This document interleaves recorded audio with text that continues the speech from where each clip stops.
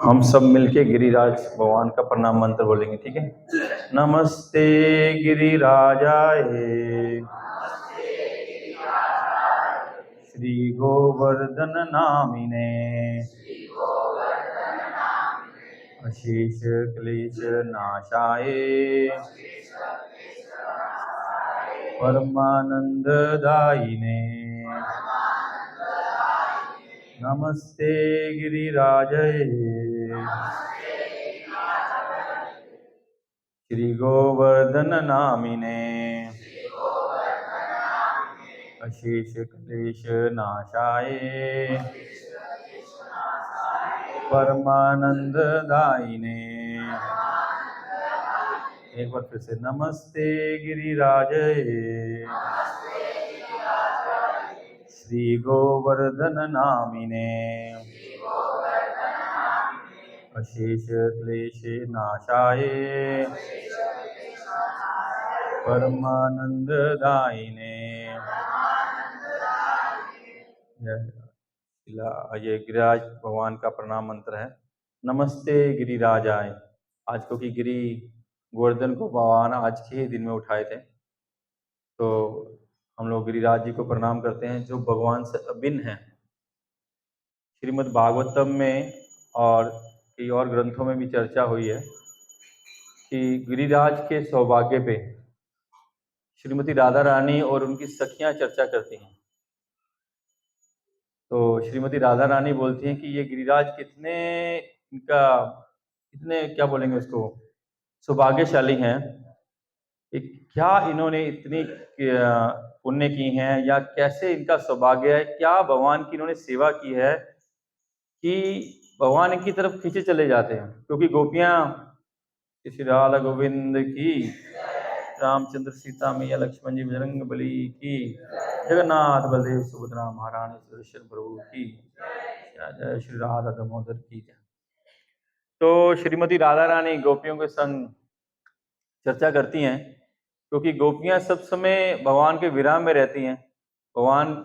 गोपियां भगवान को पुकारती रहती हैं, भगवान से प्रार्थना करती रहती है मन ही मन, या सब समय भगवान का संग करना चाहती हैं, और भगवान उनसे दूर दूर भागते कई बार, और गोपियां पीछे पीछे जाती हैं। लेकिन बोलती क्या कारण है, मधु श्रीमती राधा रानी कहती है कि क्या ऐसी बात है कि हम लोग इतना भगवान की सेवा करती है, या इतना भगवान से प्रेम करती हैं, इतना भगवान के प्रति हमारा प्रेम है, फिर भी भगवान हमारे पास नहीं आते। लेकिन गिरिराज गोवर्धन ने ऐसा क्या है कि भगवान उनके पीछे पीछे सारा दिन, भगवान की लीलाएं कहाँ होती थी, जो भगवान दिन में अपने गोप सखाओं के साथ गायों का पालन पोषण करने के लिए, गायें चराने के लिए जाते थे। कहाँ जाते थे? तलहटी में जाते थे, ऊपर जाते, नीचे, सब जगह जाते थे। तो भगवान तो गिरिराज में सब जगह, ऊपर नीचे सब जगह आते थे। हम लोग वैष्णव लोग हैं, वो तलहटी में रहते हैं और ऊपर नहीं जाते हैं। ऊपर जाना महाप्रभु ने निषेध किया है। जो गौड़िया वैष्णव हैं, क्योंकि महाप्रभु स्वयं कृष्ण हैं, वो स्वयं कृष्ण जो पूरा 24 घंटे में से मैक्सिमम टाइम गिरिराज गोवर्धन में ही रहते थे। ऊपर नीचे कंदराओं में, गुफाओं में, झरनों पे, तालाबों में, कुंडों में, या वन में, पेड़ों पे, सब जगह वहीं रहते थे।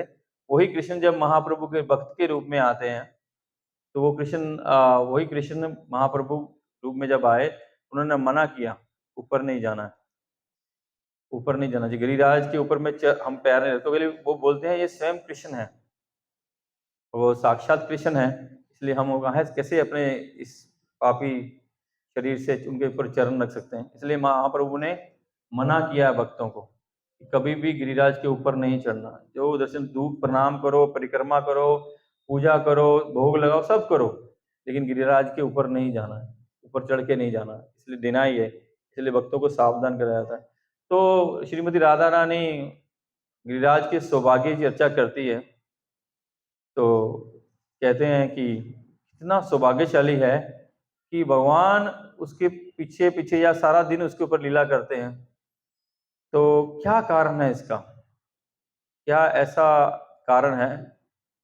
तो श्रीमद् भागवतम में 3 जो भक्त हैं भगवान के बहुत प्रिय भक्त, 3 भक्तों को हरिदास कहा गया।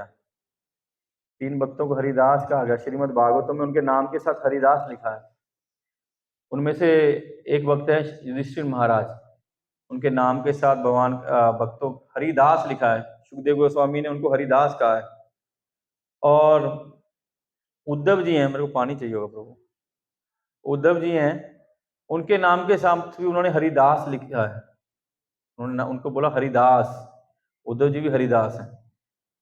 और जब गोवर्धन जी की चर्चा होती है तो वो बोलते हैं हरिदास बरे, कि हरिदासों में सबसे सर्वश्रेष्ठ, जो हरि के दास हैं उनमें सबसे सर्वश्रेष्ठ हैं। वही श्रीमती राधा रानी कहती है कि ऐसा क्या है, मतलब इनमें ऐसा क्या है कि जो इनको सबसे श्रेष्ठ माना जाता है। और भगवान भी इनसे इतना प्रेम करते हैं कि 24 घंटे वहीं उनको बुलाना नहीं पड़ता। वो कैसे बुलाते हैं, वो तो एक पहाड़ के रूप में है। वो कभी बुलाते हैं कृष्ण को, आवाज लगाते नहीं आते, कभी चल के आते नहीं आते, क्या उनकी पूजा करते हैं, पाठ करते, कुछ नहीं करते। फिर भी ऐसा क्या है कि ये भगवान इनके प्रति आकर्षित होकर सब समय उसी में रहते हैं, उसी में सब लीलाएं करते हैं। ऐसा गिरिराज में क्या है? तो श्रीमती राधा रानी बताती हैं कि वो भगवान को खूब आनंद देते हैं और भगवान की वो सेवा के लिए 24 घंटा उपलब्ध रहते हैं। वो रात्रि हो, दिन हो, ब्रह्म मुहूर्त हो, शयन काल हो, सब समय भगवान की सेवा के लिए उपलब्ध रहते हैं और सब समय भगवान की सेवा करते हैं। इसी प्रकार की सेवा भगवान वहां जाते हैं, वहां अपने चरणों से चल के जाते हैं, गाय भी चराते हैं, भगवान वहां स्नान भी करते हैं, वहां खेलते भी हैं, बहुत कुछ करते हैं भगवान की। इसलिए वो सब समय भगवान की सेवा के लिए सब उपलब्ध भी कराते हैं। वहां वहां सब उपलब्ध है। परम पूज्य भक्ति आश्रम वैष्णव स्वामी महाराज बोलते थे कि जो भक्तों में जो अष्ट सात्विक विकार होता है, भगवान के आने से उनमें सब उत्पन्न होता है। कहते जैसे ही भगवान उनके चरण रखते हैं वहां पे, उनके रोम खूब खड़े हो जाते हैं, सारे रोम खड़े हो जाते हैं। बोले कैसे? कहते जैसे ही वो गाय को साथ लेके जाते हैं भगवान, सारी उनके ऊपर लगी हुई सारी घास खड़ी हो जाती है। कहते वो पसीना पसीना हो जाते हैं प्रेम से। ये नहीं कि डर के मारे, प्रेम से पसीना पसीना होते हैं। तो घास के ऊपर में क्या होती है, ओस की बूंदे होती है ना, कहते ये उनका पसीना है। कहते उनके और भगवान के आते ही वो प्रेम से आनंद से करते हैं, इतना अश्रु बहते हैं उनके आंखों से। और क्या है अश्रु? जो उनके झरने चल रहे हैं वहां पर, जो मानसी गंगा है, राला कुंड है, सब उनकी आंखों से प्रेम के अश्रु चलते हैं। और पुलक होता है, कहते हैं पुलक होता है मतलब कंपन होता है। कैसे? महाराज बोलते हैं कि जो भगवान है वो इतना कामते हैं गिरिराज जी इतना प्रेम से कि जब भगवान चलते हैं ना, भगवान ने तो पैरों में जूते नहीं डालते हैं, चप्पल नहीं डालते हैं, तो उनके चरणों को चरण कमल बोला जाता है। उनका सुकमल है, इतने कोमल है, सुकोमल बोला जाता है उनके चरणों को। तो भगवान के कोमल चरण है, तो वहां पत्थरों में, झाड़ियों में कांटों लगेंगे तो पैरों में लग जाएंगे। इसलिए जैसे भगवान वहां जाते हैं तो अपने आप को सुकोमल बना लेते हैं। बोले भगवान के चरणों से भी ज्यादा कोमल हो जाते हैं गिरिराज। कि भगवान वहां पैर रखते हैं तो और उनको आनंद देते हैं।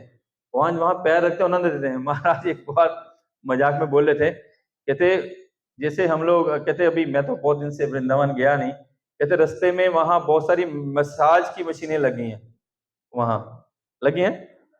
तो वो परिक्रमा में बोले 5-5 रुपए 10 रुपए लेते हैं, वो मसाज कराते हैं कि किसी के पैर दुखने लगे हैं तो मसाज कर लें। कहते लेकिन जब वो मसाज है हम भक्त लोग थक जाते हैं। कहते कोई गिरिराज परिक्रमा करके आता है तो पता लग जाता है गिरिराज में परिक्रमा क्या है। बोले 2-3 दिन वो इधर उधर लंगड़ाता हुआ टेढ़ा होगा चलता है, हाय हाय करता, दर्द हो रही है। इसलिए कहते वहां मसाज की मशीन है। कहते लेकिन कृष्ण बलराम भगवान महाराज को बोले कृष्ण राम जब वहां मसाज करानी होती तब गिरिराज में जाते थे। गिरिराज अपने जो उनके गिरिराज शिलाएं हैं उनसे भगवान की मालिश मसाज करते थे। तो गिरिराज बहुत विशेष है और भगवान के अति प्रिय हैं। उनको हरिदास वरीय कहा जाता है क्योंकि वो 24 घंटे सब समय भगवान की सेवा के लिए तत्पर रहते हैं।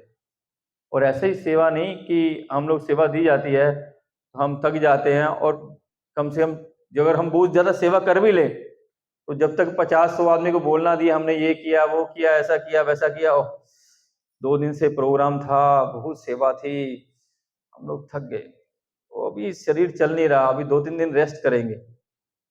शरीर थक गया 2-3 दिन, हम लोग सेवा को गिनाते हैं, बोलते हैं, दिखाते हैं लोगों की हमने सेवा की है, तो पता नहीं माता जी को हमने क्या किया है, माता जी ये किया वो किया, सब प्रभु जी को बताते ये किया वो किया। कहते नहीं, वैसा नहीं कभी करते और कभी थकते ही नहीं है, क्योंकि वो भगवान की सेवा करके आनंदित होते हैं। जितनी सेवा भगवान चाहे उनसे उनसे लेते हैं और उसमें वो भगवान की सेवा कर करके और आनंद से प्रफुल्लित होते हैं, कभी सेवा से थकते ही नहीं है। बोले इसीलिए श्रीमती राधा रानी बोलती हैं कि उनको हरिदास वरीय बोला जाता है कि सेवा करके, एक तो सेवा कभी मना नहीं करते हैं, ऐसा नहीं कि अभी मैं आज नहीं, आज मैं बिजी हूँ, नो, आज नहीं हो पाएगा, आज क्लास में नहीं जा पाएंगे, आज बिजी हैं, ऐसा कभी भी नहीं बोल सकते। और ऐसा कभी नहीं बोलते, और कभी ऐसा नहीं बोलते कि मेरी सेवा बहुत सेवा कर लिया भैया, मैं आई एम टायर्ड, तो थक गया, ऐसा कभी नहीं बोलते।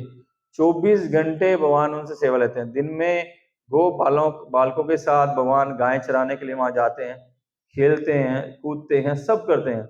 रात को अपनी गोपियों के साथ, अपनी सखियों के साथ वहां रासलीला के लिए जाते हैं। तो कभी भी वो भगवान की सेवा के लिए हमेशा उपलब्ध रहते हैं। बोले ये है, इसलिए उनको श्रीमती राधा रानी कहती हैं कि वो हरिदास वरीय हैं। और इसी सेवा से भगवान प्रसन्न होके, जो भक्त भगवान की सेवा में सब करने के लिए तत्पर रहेगा, जो भक्त भगवान की सेवा करने की इच्छा करेगा, भगवान उसी से सेवा लेंगे। भगवान उससे सेवा नहीं लेंगे जिसके मन में भगवान की सेवा करने की इच्छा नहीं है, जो भगवान की सेवा को बोझिल होता है, बोझ मानता है, या उसको परिश्रम मानता है, उससे कष्ट का ऐसा फीलिंग होता है, उससे भगवान सेवा नहीं लेते हैं।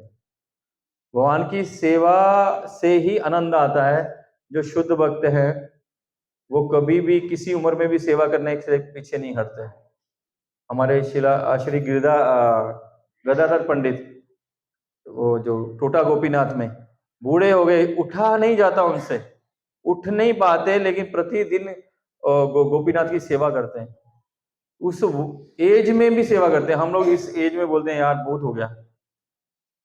माधवेंद्र पुरी जब वृंदावन से पुरी गए भगवान के गोपाल जी के लिए चंदन लेने के लिए, बोले 80 प्लस एज के थे, 80 प्लस एज के लिए भगवान ने उनको बोला मेरे को चंदन चाहिए। तो उनके बहुत सेवक भी थे, वो किसी को बोल सकते थे आप भेजिए, लेकिन नहीं, वो स्वयं वृंदावन से चल के पुरी गए, पुरी से चंदन लेने के लिए। ये भक्तों का भाव होता है कि भगवान की सेवा है तो सेवा जितनी कर सकते, हाँ निश्चय ही भक्तों को सेवा बांटनी चाहिए। हम बोलते ना सुबह मंगल आरती में आता है ना कि गुरु हमको सेवा देते हैं, गुरु अपने शिष्यों को सेवा देते हैं, लेकिन कभी भी हमको सेवा से उतारना नहीं चाहिए। अगर हम भगवान की कृपा चाहिए तो उतारना नहीं चाहिए। इसीलिए गिरिराज जो हैं भगवान के अत्यंत प्रिय हैं, अत्यंत प्रिय हैं। तो गिरिराज के बहुत सारी लीलाएं हैं, समय कम है, ज्यादा टाइम नहीं लूंगा। अगर हाँ, भगवान की लीला इतनी है गिरिराज के साथ कि कई दिन तक, अगर हम भागवत सप्ताह ओनली गिरिराज जी के ऊपर कराएंगे तो भगवान ने इतनी लीलाएं की हैं वहां पे, वहां इतनी लीलाएं की हैं कि उस सप्ताह भर भी वो शायद खत्म नहीं हो। तो गिरिराज का प्राकट्य कैसे हुआ उस पर चर्चा करते हैं। अच्छा, हम लोग दो तरफ जा सकते हैं, समय कम है। एक गिरिराज प्राकट्य कैसे हुआ, एक वो लीला है, एक भगवान जब गिरिराज उठाए वो लीला है। कौन सी लीला में घुसना है? दोनों में इतना मतलब समय नहीं है, बहुत समय लगेगा।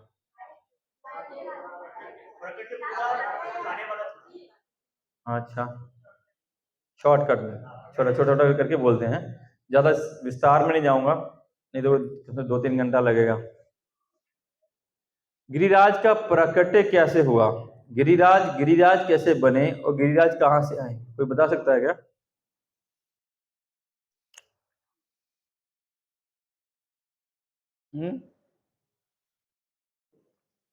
कोई बता सकता है? लेके नहीं गए थे, लेने का प्रयास किए थे। नहीं नहीं नहीं, हनुमान जी लेके नहीं गए थे, गिरिराज जी पहले से वहां थे। गिरिराज जी का प्राकट्य कैसे हुआ, जब गोलोक वृंदावन में श्रीमती राधा रानी भगवान की सेवा करती है, बहुत सेवा करती है, भगवान उनकी सेवा से हमेशा जैसे गिरिराज से प्रसन्न रहते हैं, वह श्रीमती राधा रानी से और गोपियों से प्रसन्न रहते हैं। तो भगवान की सेवा करती है। एक दिन जैसे माता जी लोग को हैबिट होती है ना प्रभु लोग से, इतनी सेवा कर रही हूँ, भगवान बहुत प्रसन्न थे। तो माँ श्रीमती राधा रानी बोली कि मेरे को आप मेरी सेवा से प्रसन्न है? बोली बहुत, तुमसे बढ़ के सेवा, श्रीमती राधा रानी से बड़ा और सेवक कौन है और प्रेमी कौन है? तो माता जी डिमांड की, मेरे को एक गिफ्ट चाहिए, गिफ्ट।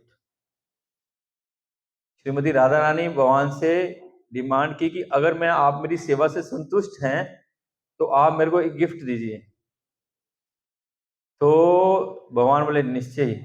तो वो जो गिफ्ट दिए थे ना भगवान के हृदय से, भगवान ने जब श्रीमती राधा रानी से प्रेम करते हैं तो भगवान ने अपने हृदय से प्रकट किया था, वो था गिरिराज जी। भगवान के हृदय से गिरिराज जी प्रकट हुए हैं। उन्होंने भगवान के हृदय से श्रीमती राधा रानी की डिमांड पे, क्योंकि श्रीमती राधा रानी और भगवान की लीलाएं होती हैं, तो भगवान ऐसा गिफ्ट दिए कि गिरिराज जी को प्रकट किए। और वो अभी तो गिरिराज जी बहुत छोटे हो गए हैं, वो विशाल हैं, और जो गोलोक वृंदावन में है तो बहुत बड़े विशाल है। और जो जैसे हम लोग अपनी कथाओं में शास्त्रों में सुनते हैं, हालांकि हमारा वो सौभाग्य नहीं हुआ कि हम उस काल में वहां दर्शन करते, कि जब भगवान लीला कर रहे हैं या भगवान की लीला करने के उपरांत वहां जो भव्यता है, जो शास्त्रों में उनकी ग्लोरीज गाई जाती हैं, कि वहां सुंदर सुंदर बहुत झरने हैं, वहां फूलों के फलों के बहुत बागान है, बहुत पेड़ है, वहां बहुत कुंड हैं, वहां सुंदर सुंदर मखमल जैसी गाय के लिए चरने के लिए घास है। वो घास कितनी कितनी कोमल है, क्योंकि वहां श्रीमती राधा रानी और श्री कृष्ण वहां पे नंगे पैर जाते हैं, वहां जाके भगवान वहां नृत्य करते हैं, रास करते हैं, इतनी कोमल है। इसलिए मैं किसी आचार्य से, किसी महाराज से सुना था कि भगवान हृदय में प्रकट होते हैं, लेकिन हृदय में कब प्रकट होंगे? जब हमारा हृदय कोमल हो जाएगा, निर्मल हो जाएगा, जब हमारे हृदय में वो प्रेम भरी घास जहां उड़ जाएगी, सारे कलमशों के जो पत्थर हैं वो हट जाएंगे, वो हमारे जीवन में हृदय में जो हमारा सख्त है वो निर्मल और कोमल हो जाएगा, तब जाके श्रीमती राधा रानी और कृष्ण जी, गोविंद जी हृदय में प्रकट होते हैं। तब जाके वो हृदय में प्रकट होके यहाँ हमारे हृदय में रास करते हैं, हमारे हृदय में नृत्य करते हैं। बोलते हैं ना, जो आचार्य है, जो शुद्ध भक्त हैं, उनको जो भगवान की लीलाएं स्फुर्त होती हैं, उनकी लीलाओं का उनको दर्शन होता है, उनको लीलाओं में वो भाग लेते हैं, उनकी लीलाओं का वो चिंतन या उनको साक्षात दर्शन करके आनंद लेते हैं। क्यों? क्योंकि उनका हृदय कोमल हो गया और भगवान उनके हृदय में बैठ के वहां पे लीलाएं करते हैं श्रीमती राधा रानी के साथ पार्षद। तो इसलिए वो जो गिरिराज जी हैं वो सुकोमल हो जाते हैं। तो भगवान ने ऐसे पर्वत का निर्माण किया जहां वो श्रीमती राधा रानी के साथ लीलाएं कर सकें। तो भगवान का यहाँ आने का समय हुआ, क्योंकि देवताओं ने भगवान को प्रार्थना की और ब्रह्मा जी के एक दिन में स्वयं कृष्ण आते हैं, तो उस समय भी आ गया। तो भगवान इस धराधाम में आना था, तो भगवान ने श्रीमती राधा रानी को बोला कि मैं इस भूलोक में जाके लीला करने के लिए जा रहा हूँ, तो तुम भी चलो। तो राधा रानी ने मना कर दिया, बोले नहीं नहीं, मैं नहीं जाऊंगी, क्योंकि वहां वृंदावन नहीं है, वहां पे यमुना नहीं है, वहां पे गिरी गोवर्धन नहीं है। तो भगवान बोले मैं वृंदावन से बाहर कभी जाता नहीं हूँ, इसलिए मैं जहां जाऊंगा वहां ही वृंदावन है, और जहां वृंदावन है वहां यमुना जी और गिरी गोवर्धन रहेंगे, और ये तो तुम्हारे अपने हैं, तुम इन सबको लेके चलो। तो भगवान उनको यहाँ पे अपनी लीलाओं के लिए इस भूलोक पे जो भगवान ने आना था, इसलिए यहाँ पे वृंदावन, यमुना जी और गिरिराज जी को राधा रानी के रिक्वेस्ट पे या उनके आदेश पे यहाँ प्रकट की। तो यहाँ भी वो प्रकट हुए, यहाँ पहले भूलोक में नहीं प्रकट हुए, यहाँ इसको जम्बू द्वीप बोला जाता है, किसी और द्वीप में जहाँ द्रोणांचल पर्वत है वहां पे प्रकट हुए थे गिरिराज जी। क्योंकि भगवान जब आना था, भगवान ने अपने भक्तों को और देवताओं को भी निर्देश दिया, आप लोग जाके यदुकुल में जन्म लो, और जो उनके गोलोक के पार्षद थे उन्होंने बोला जाइए मैं लीला करने आ रहा हूँ। तो सबने अपने अपने तरह से अलग अलग जगह प्रकट हुए। राधा रानी ने अपनी लीला की प्रकट कर होने के लिए, बाकी उनके जो भक्त थे अलग अलग जगह प्रकट हुए। इसी प्रकार जो गिरिराज जी थे वो किसी दूसरे द्वीप में, मेरे को द्वीप का नाम याद नहीं आ रहा है, किसी दूसरे द्वीप में वो प्रकट हुए। तो वहां वो द्रोणांचल पर्वत के पुत्र थे। तो पहले तो हमको शास्त्र और भागवत बताती है, तो पहले पर्वत थे ना वो उड़ते भी थे, चलते भी थे, उनका परिवार भी वजन होता था। जैसे हिमालय का परिवार था ना, हिमालय की पुत्री कौन थी? पार्वती। तो ऐसे उनका फैमिली होता था। जैसे द्रोण महाराज का फैमिली था। तो वहां पे एक दिन चलते चलते सन्यासी पुलस्त मुनि गए। पुलस्त मुनि गए तो वहां पुलस्त मुनि ने वहां पे बहुत दिन तक रुके, और जो द्रोणांचल थे उन्होंने बहुत सेवा की। और सेवा करने के बाद जब उनका वापिस आने का समय हुआ पुलस्त मुनि का, क्योंकि वो काशी से थे, काशी में रहते थे, उनका आश्रम काशी में था, तो काशी में आ रहे थे वापिस। तो द्रोण थे जो गिरिराज जी के पिताजी थे, उन्होंने पूछा, है साधु महात्मा, हे महात्मा, क्या मैं, आप मेरी सेवा से संतुष्ट हैं? बोले हाँ संतुष्ट हूं। क्या मैं और आपको कुछ दे सकता हूँ? हमारे घर में जब भी कोई वैष्णव साधु आते हैं, हमको उनको कभी खाली हाथ नहीं वापस दे देना चाहिए। हमारी जो यथाशक्ति है, हाँ जो भी हमारी शक्ति है, जैसे मंदिर आते हैं, हमारी जो शक्ति है, 8 आना, 1 रुपया, 10 रुपया, जो हमको लगता है हमारी कैपेसिटी है, उसे हमको मंदिर आते हुए सेवा करनी चाहिए, भगवान के कुछ लिए कुछ लेके आना चाहिए। हमारे घर में कोई साधु वैष्णव सन्यासी आते हैं, कभी भी हमको उनको खाली हाथ नहीं भेजना चाहिए, कभी उनको खाली हाथ नहीं भेजना। तो उन्होंने पूछा, मैं आपकी क्या सेवा कर सकता हूँ, आपको मैं क्या दे सकता हूँ? बोले मैं मांगूंगा शायद तुम मेरे को नहीं दे पाओगे। बोले नहीं, आप बताइए। बोले ये तुम्हारा पुत्र है ना, ये गिरिराज, ये बहुत उत्तम कोटि का है, और काशी में कोई पर्वत नहीं है, और वहां हम लोग तपस्या करते हैं, लेकिन जो पर्वत होने से वहां आनंद आता है, वहां झरने, नदियां, कुंड, वन सब होता है, वहां वो आनंद नहीं आता, इसलिए आप मेरे को ये इसको दे दो। तो द्रोण का तो हृदय बैठ गया, लेकिन वो जानते थे अब उनको किसी को ऑफर किया है, मना नहीं कर सकते। तो उन्होंने अपने पुत्र को बोला कि तुम जाने के लिए राजी हो? बोले हाँ, क्योंकि गिरिराज को मालूम था कि मेरे को यहाँ से जाना ही है, तो जाना ही है। तो पुलिस मुनि ने उनको वहां से लिया, लेकिन गिरिराज ने एक शर्त रखी, कि हे पुलिस मुनि, आप महाराज जैसे बोले, महाराज बोलते मैं डायरेक्ट फ्लाइट में जाऊंगा। वो होती ना फ्लाइट, क्या होती है? होपिंग फ्लाइट, होपिंग बोलते हैं क्या उसको? बाया जो लैंड करती है रुकती है, फिर बोले बोले आप, मैं डायरेक्ट जाऊंगा, और आप मेरे को एक बार जहां रख दोगे फिर मैं वहां से आगे नहीं बढ़ूंगा। आप जहां बिठाओगे एक बार वहीं मैं बैठ जाऊंगा। तो गिरिराज को बोले ठीक है। उनको इतने बड़े महात्मा, इतने बड़े तपस्वी हैं, बोले क्या था, काशी जाना उनको क्या फर्क। लेकिन जैसे भगवान की लीला, जैसे भगवान की योजना, इसलिए बोलते हैं कि हमारी योजना कामयाब नहीं होती है, हमारा जो भगवान की योजना है वही कामयाब होती है। क्योंकि भगवान को वहां से गिरिराज जी को वृंदावन लेके आना था, तो पुलस्त ऋषि को उन्होंने माध्यम बनाया, निमित्त बनाया। पुलस्त ऋषि उनको लेके आ रहे थे।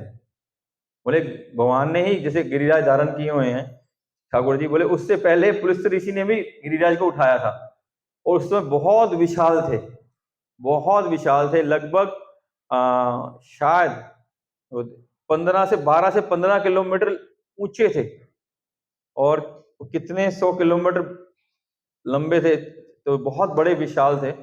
उनको लेके आ रहे थे, लेकिन उनको रास्ते में लघु शंका लगी, तो वो उन्होंने गिरिराज जी को वृंदावन में रख दिया। तो अपना जो भी नित्य कर्म किए, यमुना जी में स्नान करके वापस आए, तो उठा रहे हैं तो उठ नहीं रहे, हैं। बोले उठिए चलिए, बोले मैं आप तुम्हारे पिताजी से दक्षिणा के रूप में लेके आऊं, उठो। बोले प्रभु जी बात तो आप ठीक है, आप बोले थे आप दक्षिणा के रूप में लेके आए, लेकिन मैंने आपसे वचन लिया था और एक कंडीशन रखी थी कि आप जहां एक बार इनको मेरे को बिठाओगे, फिर मैं आपके साथ नहीं जाऊंगा। बोले अब मैं आपके साथ नहीं जाऊंगा, मैं यहीं रहूंगा। तो भगवान की लीला थी, भगवान ने वृंदावन में गिरिराज जी को स्थापित करना था, इसलिए वो गिरिराज जी वृंदावन में वहां आके रुक गए। तो पुलुस्त मुनि बहुत गुस्से में हो गए, बहुत क्रोध हुआ उनको, तो पुलुस्त मुनि उनको श्राप दे दिए। जैसे हम लोग चर्चा करते हैं और बहुत श्रवण भी करते हैं कि साधु वैष्णव भगवान किसी को ऐसा दंड भी देते हैं ना, वो दंड कभी दंड नहीं होता, वरदान होता है।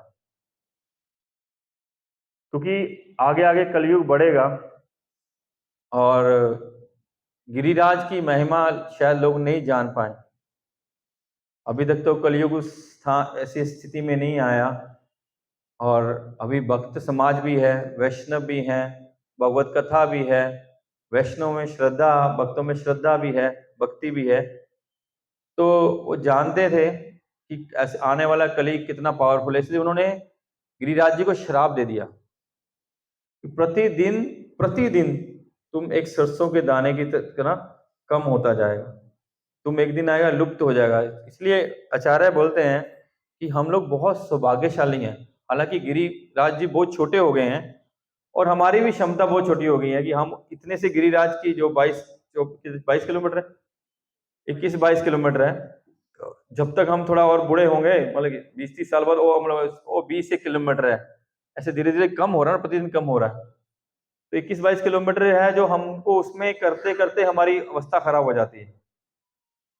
बहुत सारे लोग 2 दिन में करते हैं, अभी ऐसे भी होता है कि आधी एक दिन करते हैं, आधी दूसरे दिन करते हैं, और बहुत सारे लोग अभी तो टोटो चलती है, ऑटो चलता है, उसमें करते हैं। तो हमारी कलयुग में हमारी जो बल है, वो भी शक्ति है, वो भी कम हो गया है। इसीलिए उस समय उन्हें श्राप दिया, और धीरे धीरे ऐसा काल आएगा कि छोटी सी शिला रह जाएगी, तो लोग बस एक चक्कर लगाएंगे, बोले गिरिराज परिक्रमा होगी। और वो काल भी आएगा जब कली एकदम पूरा यौवन में होगा कि शायद गिरिराज जी, क्योंकि उस समय भक्त नहीं रहेंगे, भक्त समाज नहीं रहेगा, या भक्त रहेंगे भी बहुत छुप के रहेंगे कि पब्लिक में आप ये तिलक, ये कंठी, हरे कृष्णा बोलने, ऐसा समय आएगा। इसीलिए आचार्य बोलते हैं कि अभी बहुत अच्छा समय है, महाप्रभु की कृपा है, यही जन्म में अपने जन्म को सद भक्ति में लगा के निकल जाना चाहिए। हमको और इंतजार नहीं करना चाहिए कि हम रुकेंगे, ये करेंगे, वो करेंगे, बिल्कुल इच्छा नहीं करनी चाहिए, हमको निकल जाना चाहिए। तो गिरिराज जी को श्राप दिया, गिरिराज जी प्रतिदिन धीरे धीरे घट रहे हैं और धीरे धीरे घट रहे हैं। लेकिन अभी जब भी ठाकुर जी ने उनको उठाया, तब भी गिरिराज जी बहुत बड़े थे। आज से लगभग 5,500 साल पहले उन्होंने ठाकुर जी ने उठाया। तो वो गिरिराज जी वहां आए, वहां रखे उन्होंने, तो गिरिराज जी वहीं स्थापित हो गए। प्रभु जी बोले उनको, हनुमान जी उनको लाए नहीं थे, पुलस्त मुनि उनको लाए थे। लेकिन जब भगवान श्री रामचंद्र जी सीता मैया को ढूंढते ढूंढते लंका पे विजय करने के लिए जाने वाले थे, तब जब उन्होंने समुन्द्र में ब्रिज बनाना था, उन्होंने जो प्रोजेक्ट रखा था, सी लिंक प्रोजेक्ट वो रखा था, तब उन्होंने अपने जो उनके पार्षद थे, सब उसमें बानर थे, तब उनको बोला जाओ, क्योंकि किसी भी पत्थर पे भगवान का नाम लिख देते थे, वो पत्थर तर जाता था। तो उन्होंने बोला जाइए लेके आइए। तो उस समय हनुमान जी गए थे, उस समय हनुमान जी ढूंढ रहे थे, हनुमान जी बहुत पावरफुल है। और जो वो थे, क्या नाम था उनका, है अंगद नहीं, क्या नाम था उनका, जामवंत जी ने उनको उनकी जो शक्तियां वापस जागृत कर दी थी, या उनको उनका बोध करा दिया था। तो बहुत शक्तिशाली हैं, लेकिन ऐसा नहीं है कि शक्तिशाली हैं उनमें घमंड है, कभी नहीं, हमेशा दीन रहते हैं। हमेशा देखिए हाथ सर झुकाए, देखिए सामने बैठे ना हनुमान जी, देखिए मंदिर में कैसे बैठे हैं, सिर झुका हुआ है, हाथ जोड़े हुए हैं। ये भक्त के लक्षण है। शक्ति होने से, बल होने से, विद्या होने से, बुद्धि होने से, बहुत ज्ञान विज्ञान भी होने से, वास्तविक तभी है जब ऐसा झुका रहेगा। तो बहुत शक्तिशाली थे। तो वो बड़े बड़े पहाड़ ढूंढ रहे थे, तब वो गिरिराज जी के पास गए थे। तो गिरिराज जी के पास गए थे, उन्होंने गिरिराज जी को उठाने का प्रयास किया, लेकिन वो उठा नहीं पाए।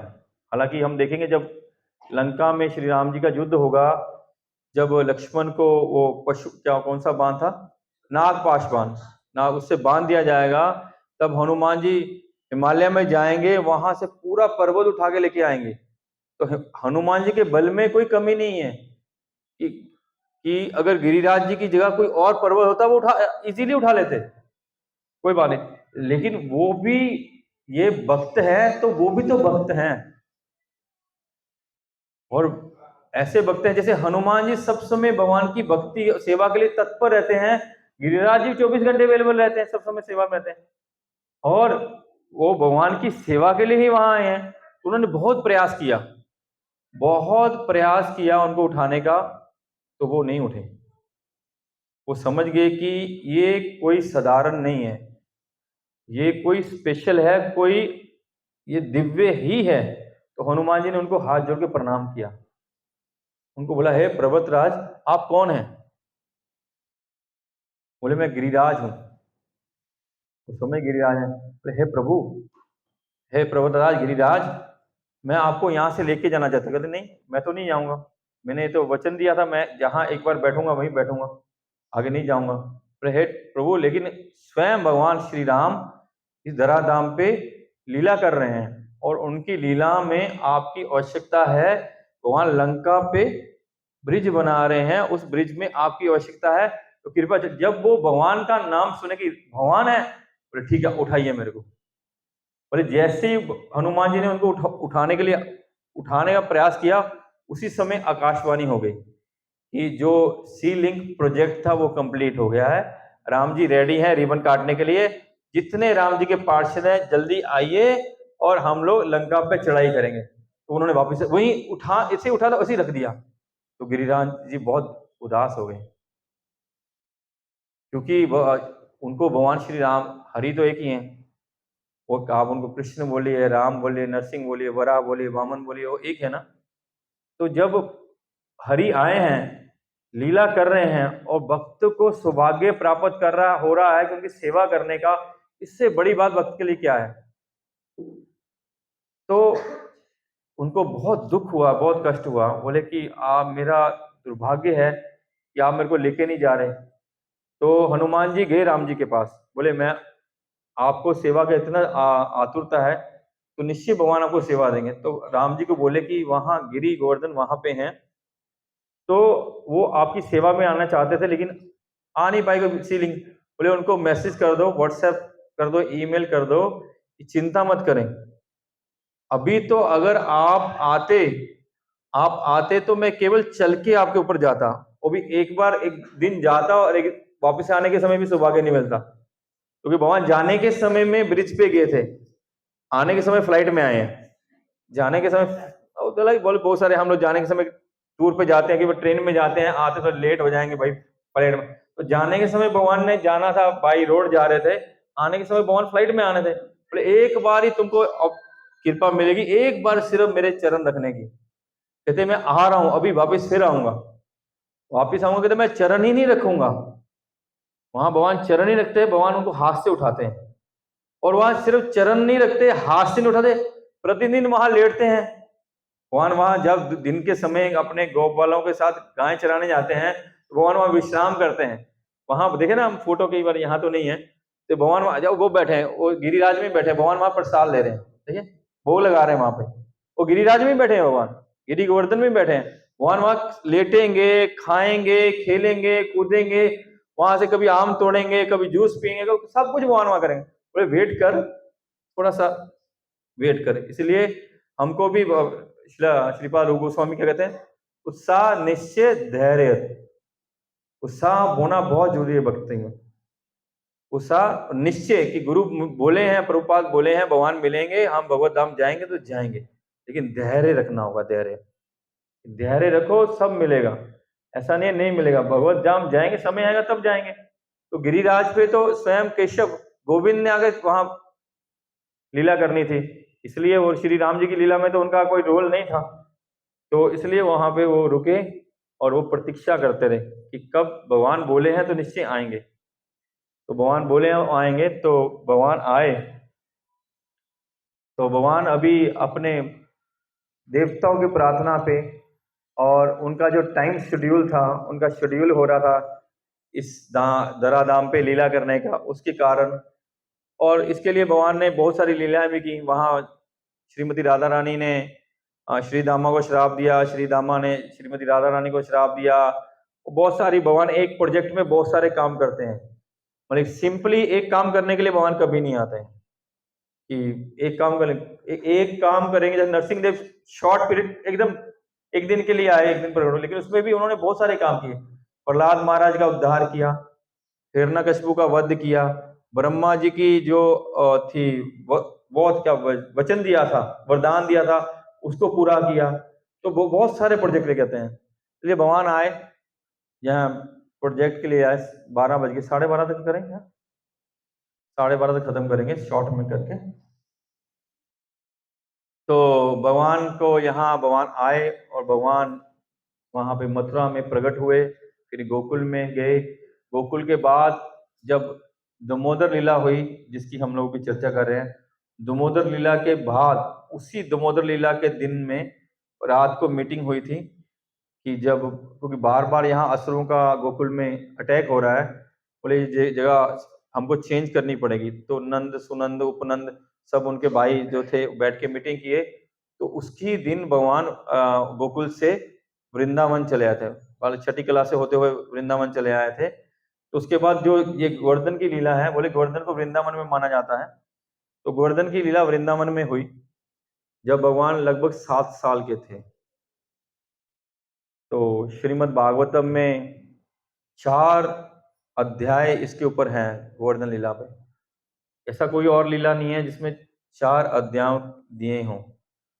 तो जब भगवान वृंदावन में लीला कर रहे थे, प्रतिदिन गोप बालकों के साथ वन में जाते थे, आखेट करते थे, गाय पालन करने के लिए जाते थे। तो जब ब्राह्मण पत्नियों की लीला हुई ना, जब उन्होंने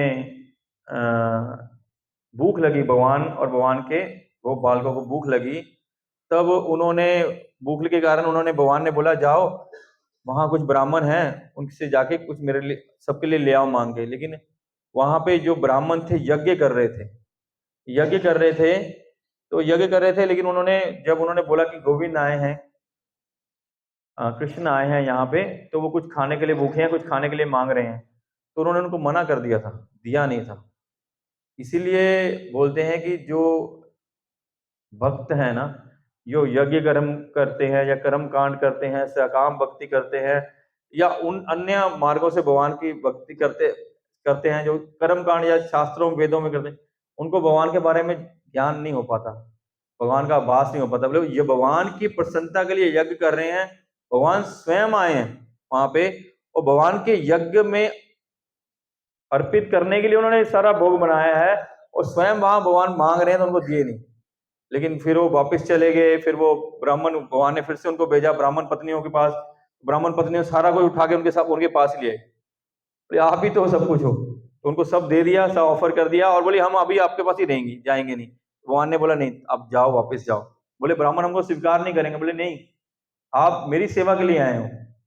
मैं जब भगवान की सेवा के लिए कोई जाता, देखिए कोई, जैसे हम लोग चर्चा कर रहे थे कि जो भौतिक संसार के कार्यकलाप के लिए जाएगा, भौतिक संसार की भौतिक मनोवृत्ति के लिए, किसी भौतिक इच्छा तृप्ति, इंद्र तृप्ति के लिए कहीं पे जाएगा, उसको संसार माफ नहीं करता। लेकिन जो भगवान की सेवा के लिए जाएगा, उसको संसार क्या, सारी सृष्टि उसको, उसका गुणगान करती है। भगवान ने उनको वापस भेजा। तो जब भगवान उस दिन वापिस आए ना, तो भगवान जब वापिस आए तो देखा कि भगवान आए, गोधूली विला हुआ, अपने गाय के साथ वापिस आए। सब भगवान का जो विग्रह है, भगवान का जो शरीर है, पूरा धूल से मंडित था। भगवान स्नान किए, कुछ प्रसाद पाए। यशोदा मैया को बोले पिताजी कहाँ है? बोले नहीं, बाहर में मीटिंग हो रही है। तो मीटिंग हो रही थी, भगवान वहां मीटिंग में गए। 7 साल के केवल थे, तो 7 साल के थे भगवान, मीटिंग में गए। सब जितने वरिष्ठ गोप हैं वहां बैठे हुए हैं। तो वहां बैठे हुए हैं, तो वहां क्या हुआ, प्लानिंग हो रही है, मैनेजमेंट होती है ना, हम लोग मीटिंग करते हैं कि कल इंद्र पूजा है, सेवा दी जा रही है कि कोई आप ये करना, आप ये करना, होता ना। जब हम फेस्टिवल करते हैं, राधाष्टमी करते हैं, गौर पूर्णिमा करते हैं, कि माता जी आप क्राउड कंट्रोल करेंगी, आप भोग देखेंगी, आप ये करेंगे, आप ये करेंगे, वो मैनेजमेंट की मीटिंग हो रही है। तो बोले कि भगवान वहां पहुंच गए। भगवान वहां पहुंच के देख रहे हैं कि क्या कर रहे हैं। हालांकि ये पहली बार नहीं था कि भगवान 7 साल के हो गए हैं, तो पहले 6 साल तो हो चुके हैं इंद्र की पूजा।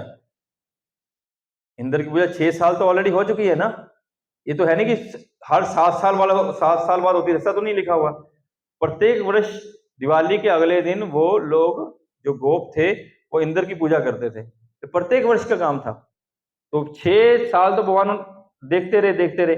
होता ना, हम जो भक्त होते हैं, भगवान होते हैं, कोई कोई अगर कोई गलती करता है उसको देखते हैं, भाई अभी सुधरेगा, अभी सुधरेगा, अभी सुधरेगा। तो भगवान इंद्र को समय दे रहे थे सुधरने का।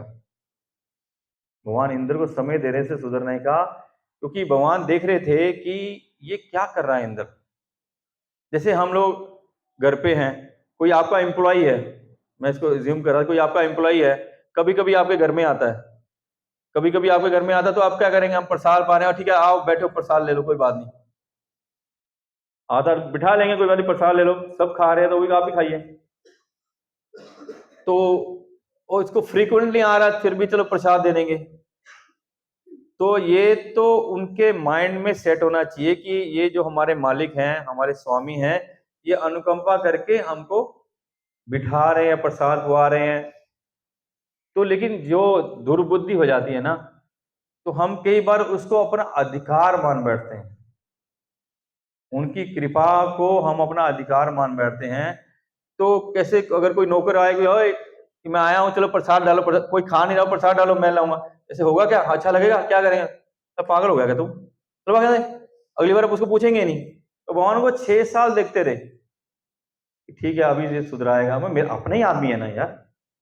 इंद्र बनाया किसने उनको, भगवान ने बनाया। भगवान जो ये इंद्र को नियुक्त करते हैं भगवान करते हैं। अभी अगले इंद्र कौन होंगे, बलि महाराज, उनको किसने नियुक्त किया। हाँ, तो वो हाँ बैठ के वो बोले कि हम ही बॉस हैं। ये भी मेंटेलिटी इस भौतिक जगत की मेंटेलिटी है। आप किसी को किसी जगह का इंचार्ज बना दें, किसी दुकान का, ऑफिस का, वो अपने आप को अथॉरिटी मानने लग जाता है। खासकर आप इंटरफेरेंस नहीं करें और 2-4 साल उसके पास नहीं जाएं, फिर तो वो आपको भी देख के बोलेगा ये कहां से आ गया। मालिक वो है, ऐसा मेंटेलिटी है हमारे सबके बीच में, हम अथॉरिटी समझ लेते हैं। तो उनकी हैबिट होगी। तो भगवान पूछ रहे हैं, भगवान को प्रोजेक्ट क्लियर करना है अभी। तो हालांकि भगवान उनसे नाराज हैं भी और नहीं भी। भगवान क्यों नाराज हैं उनसे, क्योंकि इंद्र भी भगवान का भक्त हैं, यशोदा मैया, नंद महाराज या भगवान के जो गोकुल या ब्रजवासी हैं वो भी भगवान के भक्त हैं। लेकिन दोनों में फर्क है, डिफरेंस है। ऐसा नहीं है कि इंद्र भगवान के भक्त नहीं है, जो इंद्र की पदवी भी कोई पाएगा तो जो भक्त होता है उसको ही मिलेगी। लेकिन जिसकी इच्छाएं अभी बाकी हैं, जिसके अंदर में भौतिक इच्छाएं हैं, ऐसी इच्छाओं को पूरी करने के लिए भगवान के जो सकाम भक्त है, जो भगवान की भक्ति करते हैं लेकिन अपनी उसमें उनकी कोई इच्छाएं रहती हैं, ऐसे लोग देवता बनते हैं, ऐसे भक्त देवता बनते हैं। लेकिन जो भगवान के ब्रजवासी हैं, उनकी एक ही इच्छा है कि कैसे कृष्ण को आनंद दें, उनकी अपनी कोई इच्छा नहीं है। तो दोनों में फर्क है, एक सकाम भक्त है, एक निष्काम भक्त है। एक नित्य शुद्ध भगवान के पार्षद है, एक साधन सिद्ध भगवान के भक्त है, वो भी सिद्ध हुए नहीं है अभी।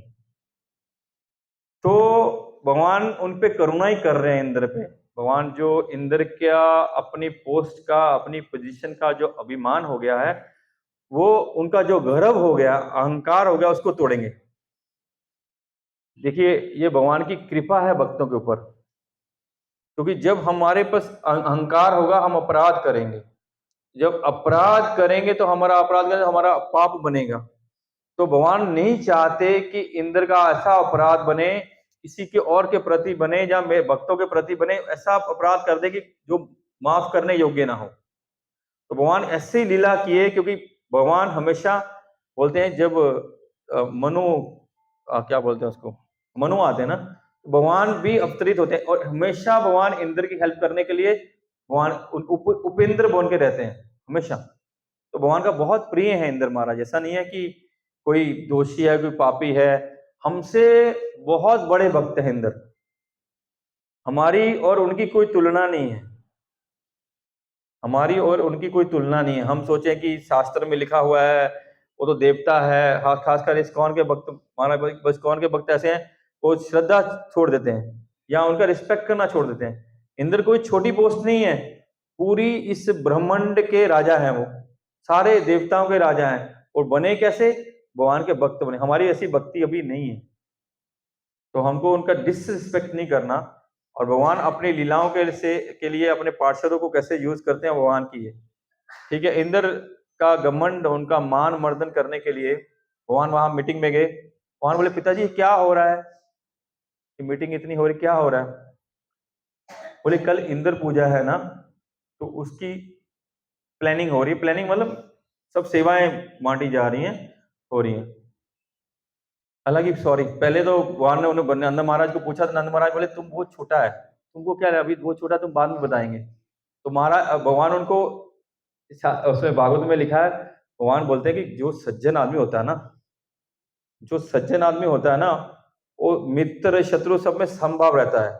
और ये जो सज्जन आदमी होता है ना, तो उसको किसी से कुछ छुपाता नहीं है, तो उसके मन में कोई ना भय होता है ना डर होता है, वो छुपाता नहीं है।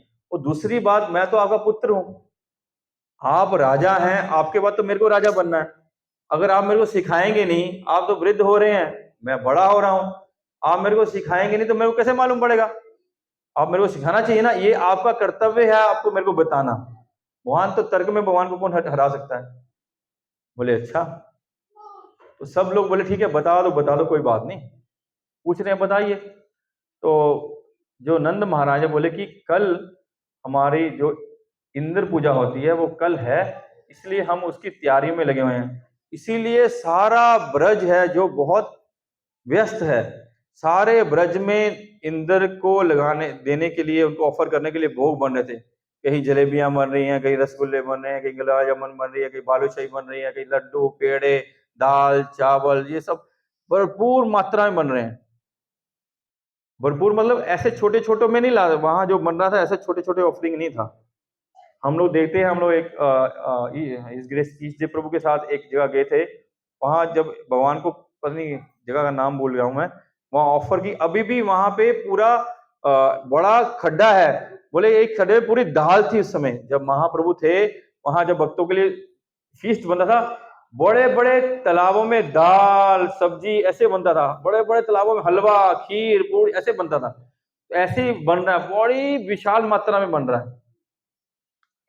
तो बोले कि आप इंद्र की पूजा क्यों करेंगे? क्या इंद्र का क्या यूज है, क्यों कर रहे हैं? क्या कहीं शास्त्रों में लिखा है, या आपकी लोक में प्रचलित है, या क्या आपके पूर्वजों ने ऐसा कुछ किया? क्या कारण है, आप इनकी क्या कर रहे हो, क्यों कर रहे हो? क्या उसके पीछे में कारण है जो आप इसको कर रहे हो? देखिए हम लोग क्यों कर रहे हैं, जैसे हम लोग भक्ति करते हैं, क्यों कर रहे हैं भक्ति? बोलते हैं ना हमारा संबंध अभिदे प्रयोजन, कि हम, हमारा संबंध भगवान जानते हैं, हमारा भगवान से संबंध क्या है, उसके लिए हमको भक्ति करनी है। प्रयोजन क्या है? हमको गोपीनाथ के पास जाना है, हमको भगवान के पास जाना, ये हमारा प्रयोजन है। तो हमारा प्रयोजन, हम इसलिए भक्ति कर रहे हैं कि हम भगवान को प्रसन्न करना है, हमको सबको कृष्ण प्रेम चाहिए, इस दुखों के संसार से हमारा हमारे छुटकारा चाहिए, तो हम इसलिए कर रहे हैं। तो पिताजी को पूछा क्या कारण है आप इसको कर रहे हो? और उन्होंने, पिताजी ने बताया कि इंद्र के कारण हम जीवित हैं, क्योंकि इंद्र वर्षा के राजा हैं, वर्षा देते हैं, वो वर्षा देते हैं, वर्षा होने के बाद वनस्पति होती है, घास होती है, खेतों में फसल होती है, जो हमको और गाय को पालन करने में सुविधाजनक है, इसलिए हम इंद्र को देते हैं। बोले भगवान वहां पे, देखिए भगवान वहां पे एक क्या बोलेंगे उसको, तर्क बोलेंगे या अपना मत रखते हैं। बोले नहीं नहीं, कहते वो ऐसा करते हैं तो फिर क्या हुआ, कहते ये उनका काम है, ये उनका ड्यूटी है, ये ड्यूटी क्या है तो इसलिए वो करते हैं, उसमें क्या है? और आप वहां, हाँ महाराज बोले थे, वहां पे भगवान ने कर्म मीमांसा का मत रखा। हालांकि ये उचित नहीं है, ये ठीक नहीं है, लेकिन भगवान ने उनको उससे हटाने के लिए, भगवान सीधा तो बोल नहीं सकते थे कि मैं भगवान हूं मेरी पूजा करो, ये सब फालतू के देवताओं की पूजा करते हो। भगवान ने, और भगवान इतना सुंदर बात करते, कौन प्रभु बोले, और सुंदर बात बोले, बोले भगवान ने क्यों बोला, बोले भगवान मैं आगे अर्जुन को कुरुक्षेत्र में युद्ध में जब गीता सुनाऊंगा, वहां जाके बोलूंगा काम सस्ते हत ज्ञानम प्रपदंते अन्य देवता, ये जो मूर्ख हैं जो देवता की पूजा करते हैं, बोले मेरे लोग बोलेंगे, इस्कॉन वाले बोलेंगे इतनी प्रचार कर रहे हैं प्रभु जी, आपके माता पिता देवता की पूजा कर रहे थे। कहते मैंने पहले अरेंज किया था कि इस्कॉन वाले मेरे को कुछ बोल नहीं पाए, तो मैंने अपने माता पिता को देवता की पूजा से हटाना था। तो क्या किया, भगवान ने तर्क देने लगे कि कर्म है, कर्म से सबको मिलता है, और इंद्र यही थोड़ी बारिश करता है। इंद्र वहां रेगिस्तान में भगवान इंद्र की कौन पूजा करता है, पहाड़ों में इंद्र की कौन पूजा करता है, समुद्र में जहां पानी की आवश्यकता नहीं है वहां इंद्र की कौन पूजा करता है। लेकिन नंद महाराज बोले वो ईश्वर है, ईश्वर है, कंट्रोलर। ईश्वर का अर्थ परम पूज्य भक्ति पुरुषोत्तम महाराज बोलते हैं कि हम सब ईश्वर हैं, हम छोटे ईश्वर हैं। कंट्रोल मतलब जो कुछ कंट्रोल करता है उसको ईश्वर बोला जाता है, जो कंट्रोल करता है इसको ईश्वर बोला जाता है। तो हम सब कुछ ना कुछ कंट्रोल करने की, और हमारे में हैबिट भी है कंट्रोल करने की, अपनी सत्ता जमाने की, दूसरे पे कंट्रोल करने की हैबिट है ना, तो भगवान से आई है। तो ईश्वर है, वो कंट्रोल करता है। बोले ईश्वर है लेकिन वो कंट्रोल करता है, लेकिन वो एक टेम्परेरी ईश्वर है। भगवान वहां स्थापित करे वो टेम्परेरी है, इंद्र का पोस्ट टेम्परेरी है। इंद्र फिर चेंज हो जाता है। कब चेंज होता है? हर मनु के चेंज होते हैं। कैसे होता है? हर मनु में चेंज हो जाता है ना, मनु में चेंज हो जाएंगे, हर मनु के जो 72 चतुर्युग वो चेंज हो जाएंगे। वो टेम्परेरी पोस्ट है, तो वो ईश्वर नहीं, वो टेम्परेरी ईश्वर है। ऐसे टेम्परेरी ईश्वर में भगवान गीता में बताते हैं वो ना परमानेंट है ना उनकी कृपा परमानेंट है। तो भगवान ये सिखाने का प्रयास कर रहे हैं कि हमको उसकी भक्ति करनी चाहिए जो नित्य है, और जिनकी क्षमता है दूसरे को नित्य कृपा करने की। ये आपको ईश्वर की नहीं, परम पुरुषोत्तम भगवान की भक्ति करनी है। तो भगवान वहां बहुत सारे तर्क देते हैं, तो लेकिन उनसे पूछते हैं, और नंद महाराज बोलते हैं कि हमारी परंपरा चली आ रही है, हमारे पूर्वज करते थे। बोले पूर्वज करते थे तो हमको देखना चाहिए वो ठीक कर रहे हैं गलत कर रहे हैं। हम लोग भी अपने परिवारों में ऐसी बहुत सारी परंपराओं को पालते हैं या उनको फॉलो करते हैं जो शास्त्रों में कहीं है ही नहीं, और हमारी भी परंपरा में नहीं थी। बहुत सारी पड़ोसी कर रहा है हम करने ले जाते हैं, और बगल बिल्डिंग वाले करते हैं हम करने ले जाते हैं, किसी का कुछ अच्छा हो गया हम उसको पकड़ लेते हैं, बहुत सारी चीजें ऐसे ऐड कर लेते हैं। करते नहीं करते? वो बहुत सारे व्रत होते हैं जो हमारी परंपरा नहीं है, वो माता जी करती है, वो बोली ऐसा होगा उससे ये कल्याण होता है, हम भी वो चालू होता है।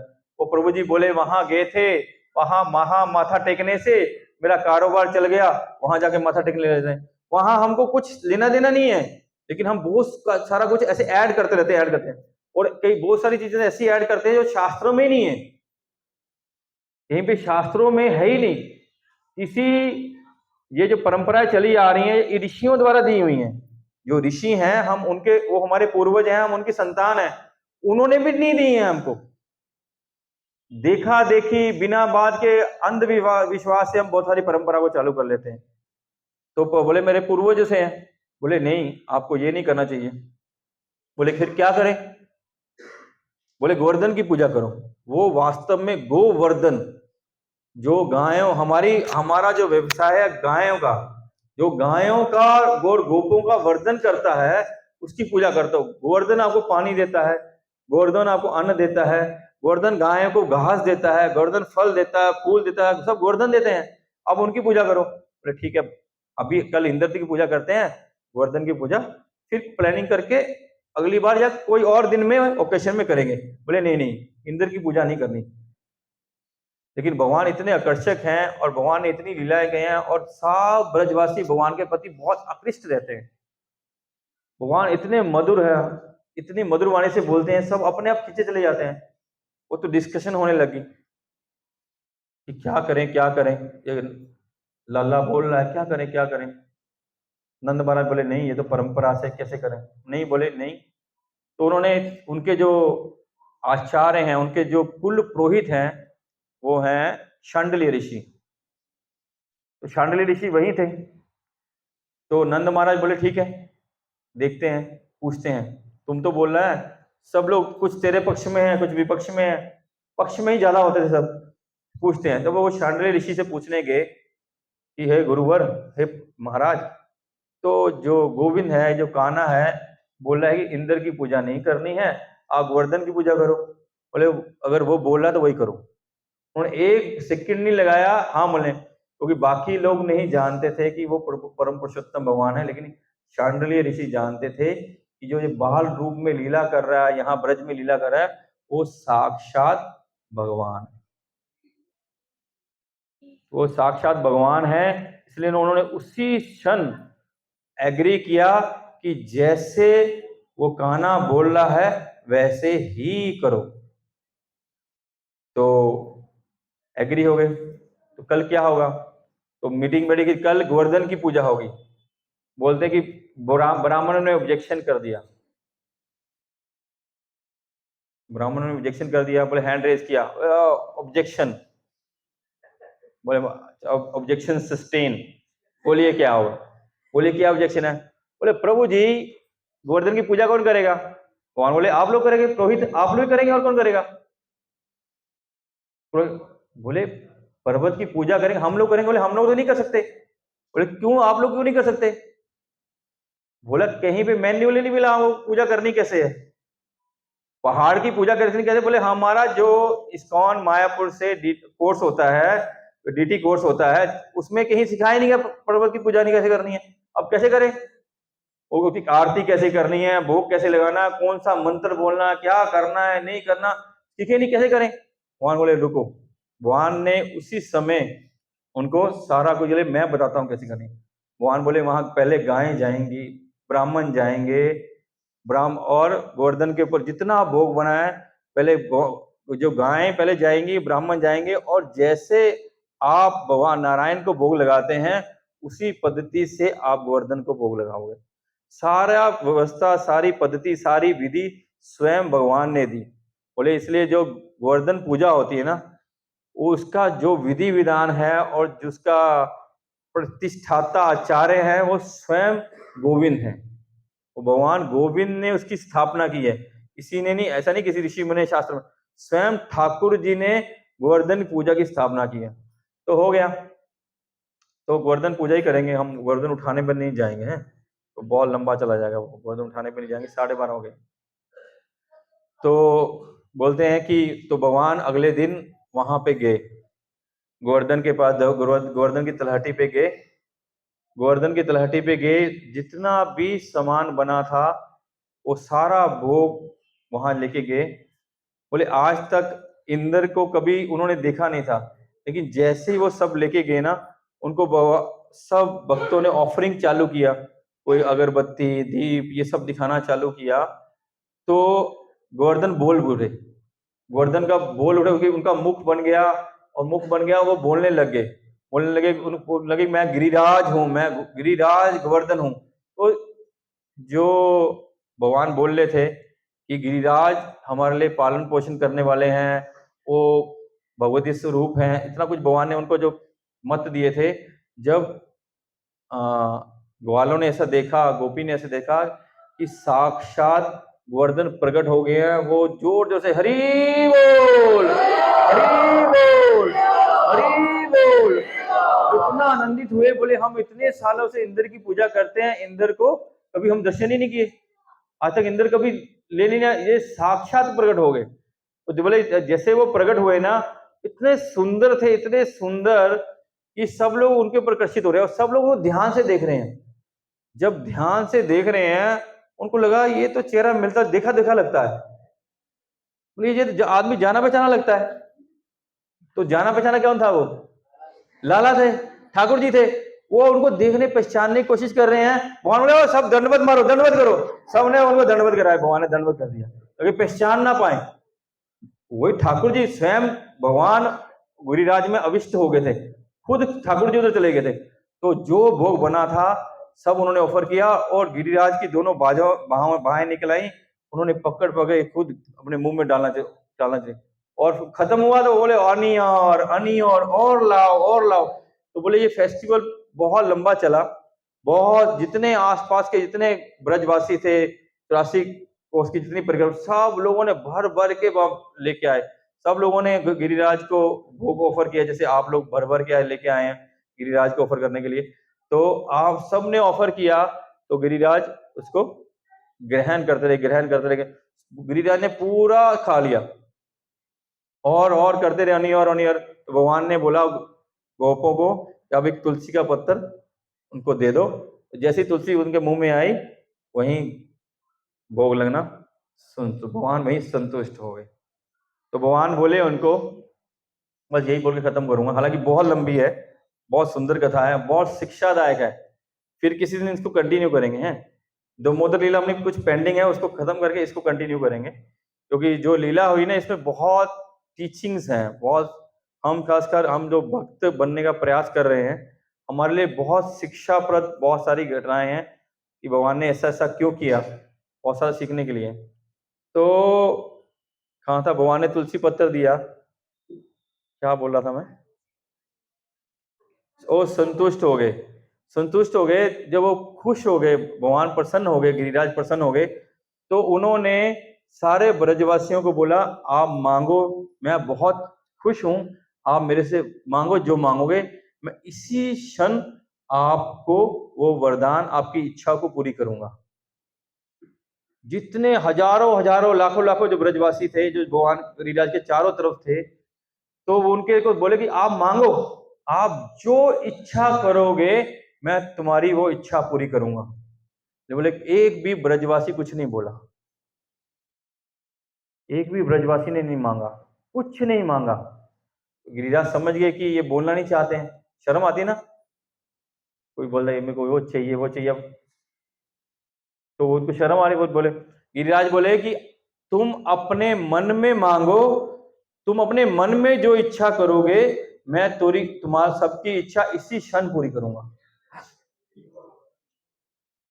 तो अभी आप भी सब गिरिराज को भोग लगाने जाएंगे, तो गिरिराज प्रसन्न होकर आपको भी बोलेंगे कि अपनी इच्छा बोलो, मैं इच्छा पूरी करूंगा। तो सबने हाथ जोड़ के मन ही मन इच्छा की, सब ब्रजवासियों ने इच्छा की।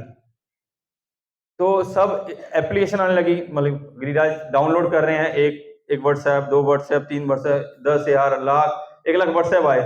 वो एक कौन की टिक डाउनलोड, फिर दूसरा टिक डाउनलोड, तीसरा टिक डाउनलोड, सब में एक ही एप्लीकेशन थी। उन्होंने 1 लाख एप्लीकेशन डाउनलोड की, सब में एक ही एप्लीकेशन थी।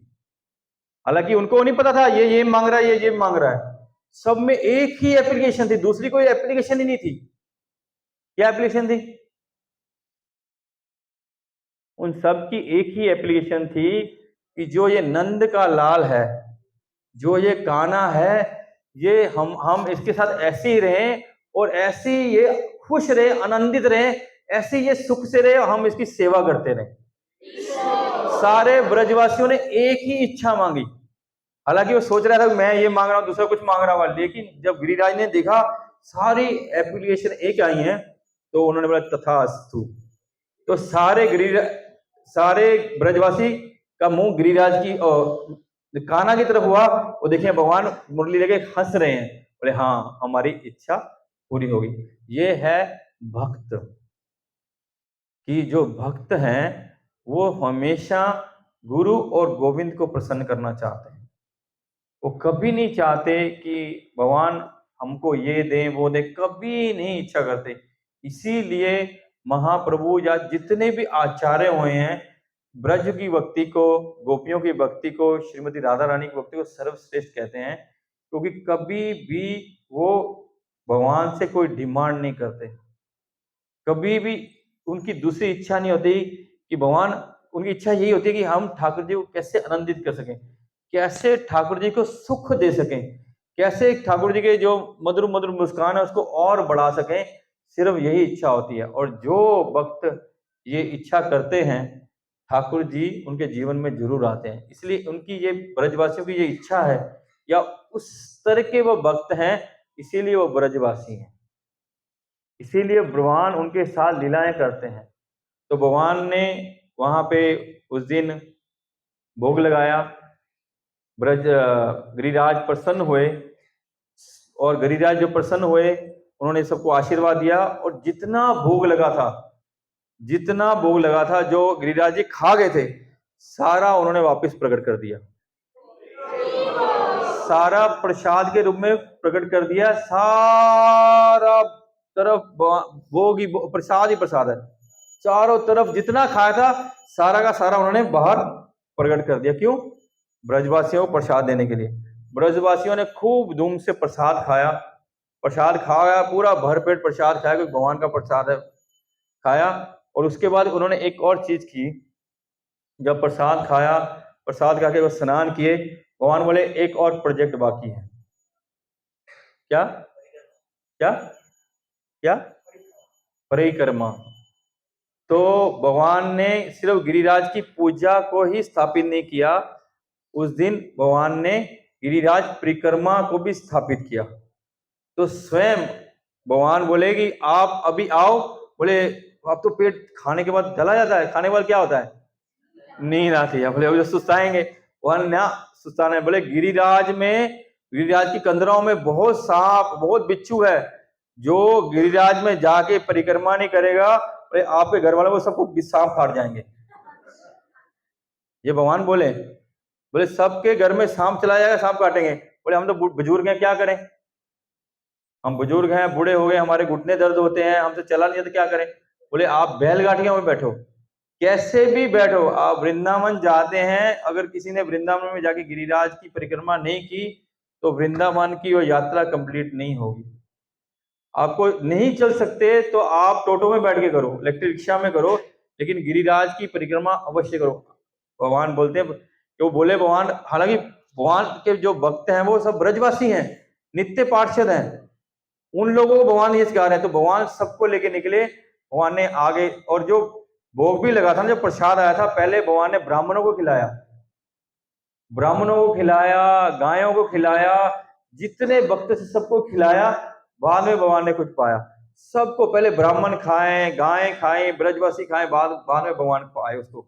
तो वो पाने के बाद भगवान सबको लेके गिरिराज की परिक्रमा के लिए गए, सब भक्तों को लेके। हरे कृष्ण कृष्ण कृष्ण हरे हरे, हरे राम राम राम हरे हरे। भगवान वहां गाते हुए गए, सब भगवान गा रहे हैं, नाच रहे हैं, भगवान गाते गाते पूरे गिरिराज की परिक्रमा की।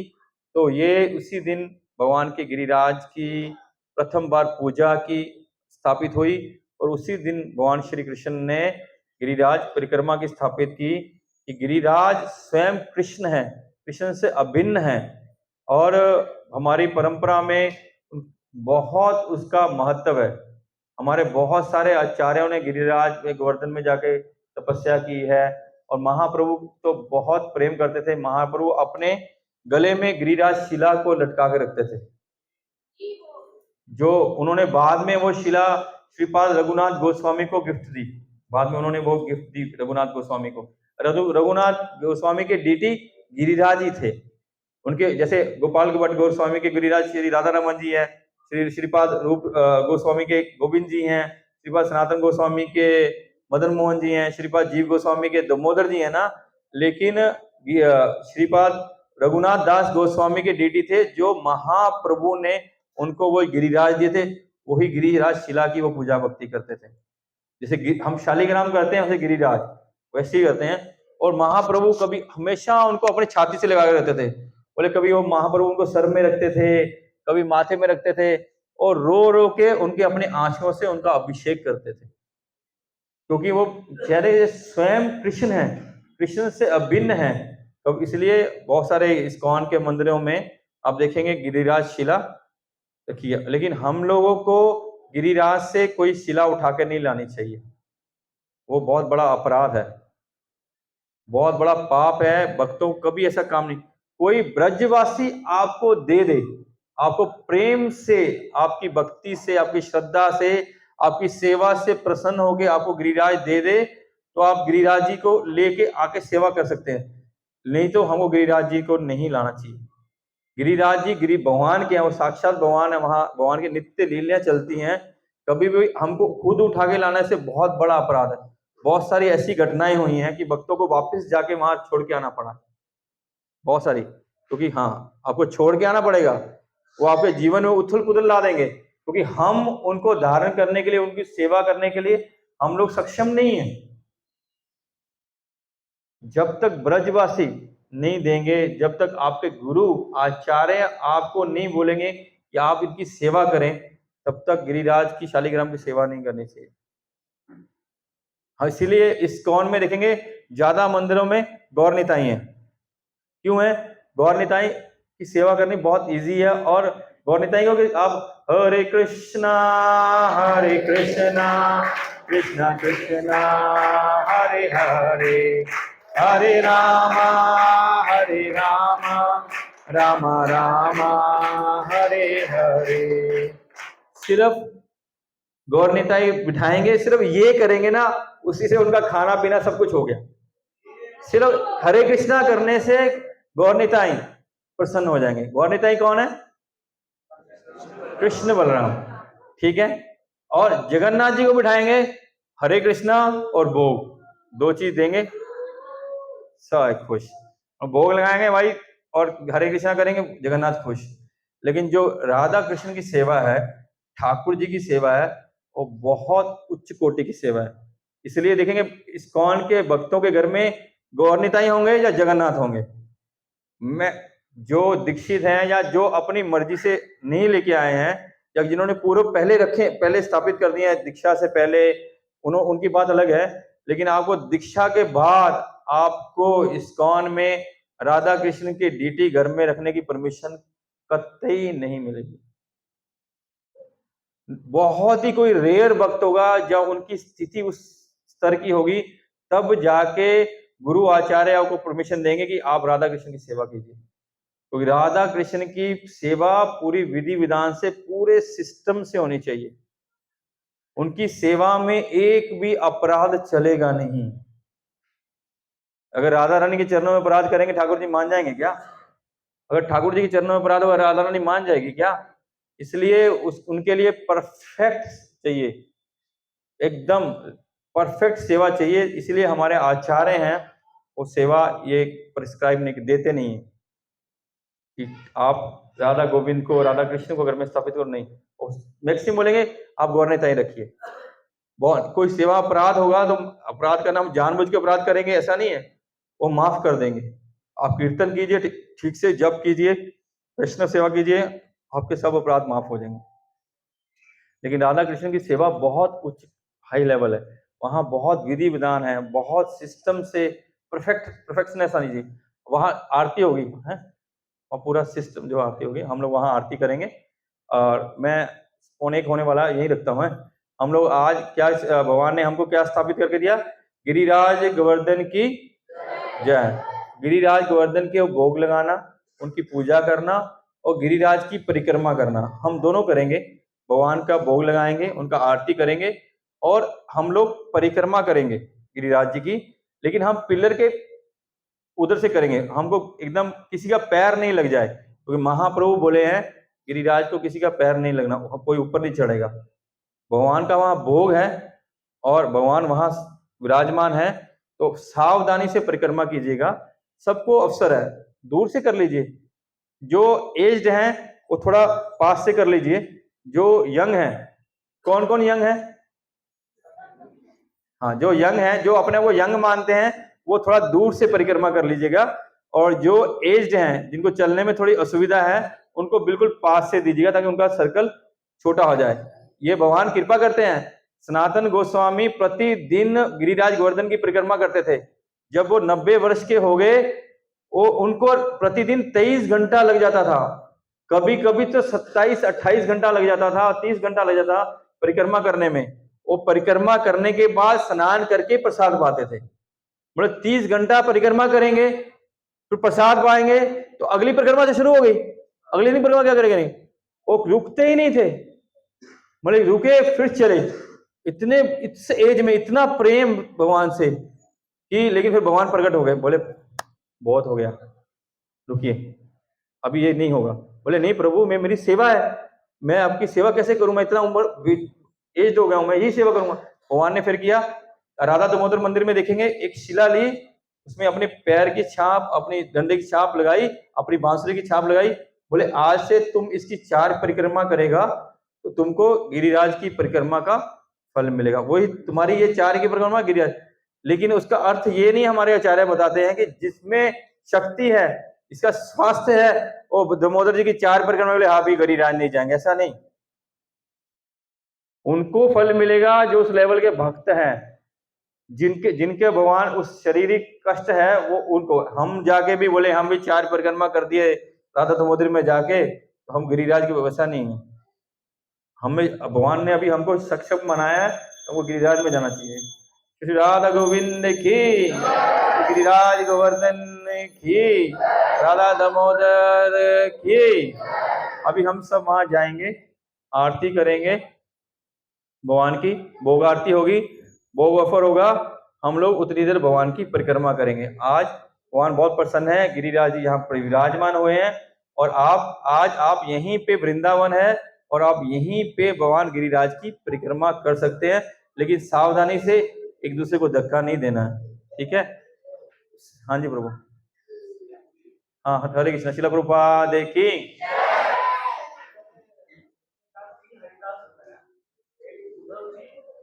युधिष्ठिर महाराज, तीसरा गिरिराज गोवर्धन। इसको राधा रानी बोली ये इस भक्तों में सर्वश्रेष्ठ है, क्योंकि ये कभी भी सेवा को मना नहीं करते और कभी भी सेवा से थकते नहीं है, कभी भी थकते नहीं, हमेशा सेवा के लिए रेडी। जैसे हनुमान जी हमेशा रेडी, वैसे ये हमेशा रेडी, हमेशा सेवा में रहते हैं और सेवा करके ही प्रसन्न होते हैं।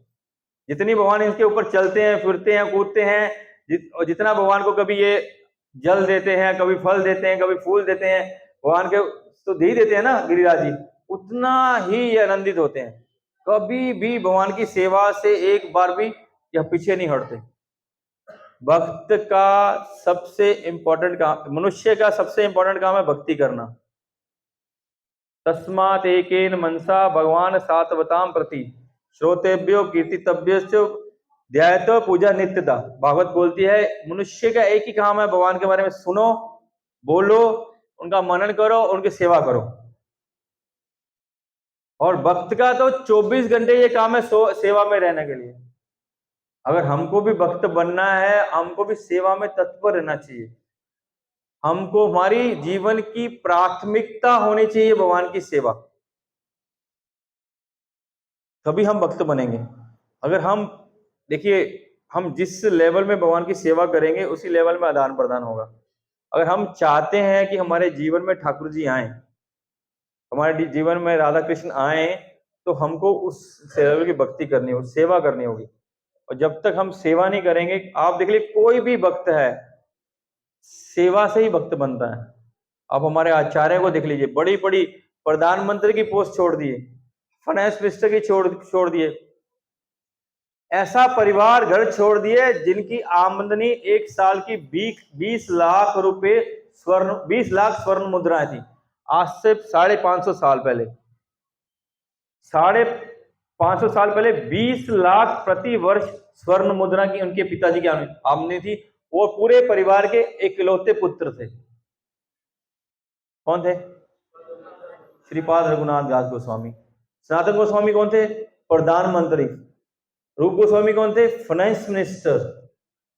क्या उनसे ज्यादा काम है क्या हमको? उनसे ज्यादा बिजी है क्या हम के पास उनसे ज्यादा रिस्पॉन्सिबिलिटी है क्या? तो अगर हमको ठाकुर जी चाहिए तो हमारे मन में भी उनके प्रति वो भाव होना चाहिए, सेवा भाव होना चाहिए। हमारे सेवा नहीं करेंगे तो मेवा नहीं मिलने वाला। तपस्या या सेक्रीफाइस किसको बोलते हैं? क्या बोलेंगे उसको सेक्रीफाइस हिंदी में? है त्याग। जब तक हमारे अंदर त्याग की भावना नहीं होगी या हम त्याग नहीं करेंगे तो वो भगवान की कृपा नहीं मिलेगी। कैसे मालूम पड़ेगा हम किसी से प्रेम कैसे मालूम प्रेम करते हैं? जब हम बोलते ना हम तेरे लिए चांद सितारे तोड़ लाएंगे, बोलते ना एक आशिक अपनी महबूबा को बोलता है, या वो अपने जीवन दे देते हैं, तो इसका मतलब वो उससे प्रेम करता था। तो हमको कैसे, भगवान को कैसे मालूम पड़ेगा हम उनसे प्रेम करते हैं? हम उनके लिए कुछ सेक्रीफाइस करेंगे, चाहे तन से, मन से, धन से, समय से, शरीर से, वचनों से, कुछ सेक्रीफाइस करना पड़ेगा ना। उनको इंपॉर्टेंस देंगे तभी वो आएंगे ना।